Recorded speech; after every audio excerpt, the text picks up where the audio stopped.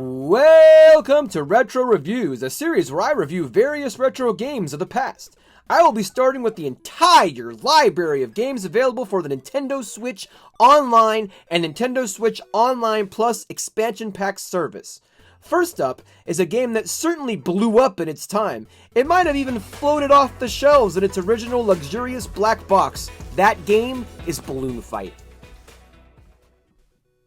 I cringe when Balloon Fight is mentioned. It has not been a game that has appealed to me at any point in life. When I was a kid, I thought it looked like a baby game, be avoided at all costs.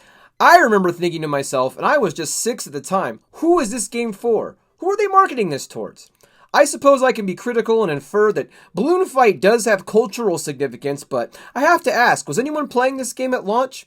I had a lot of friends that had Nintendo systems, and if there was a copy of Balloon Fight in their arsenal, it remained the most untouched, bypassed thing of all time. I mean, we were pulling Mario 3 and Tecmo Bowl and Ikari Warriors. No one was reaching for the Balloon Fight. Heck, I even had someone show me Gyromite without Rob, since every Rob I've ever seen as a kid was completely broken.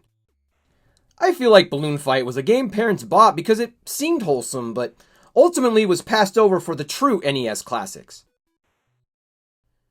It isn't even really a standout amongst black box games. In essence, Balloon Fight is the kid-friendly interpretation of Williams Atari's arcade classic Joust. The player floats around with a number of balloons above their head that essentially equal hit points. The goal is to defeat all enemies on screen and, like many arcade games before it, achieve the highest score. It is similar to other early games in the NES library that focused on converting arcade experiences to home console. Many black box games delivered arcade to home experiences. In Balloon Fight, you can take on a one-player mode, complete with tons of enemies to pop, and even bonus stages to complete. Or, you can even subject a second party to this.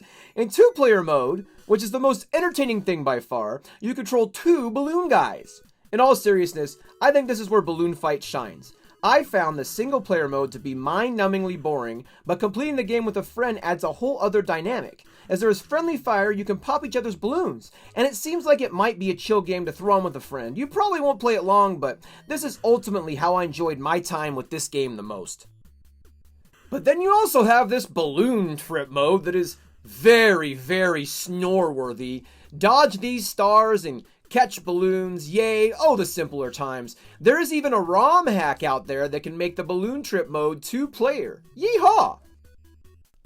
Joust released a few years earlier, and it's not exactly the same, but is akin to Pac-Man v Ladybug, a reskin and imagining of the same principle.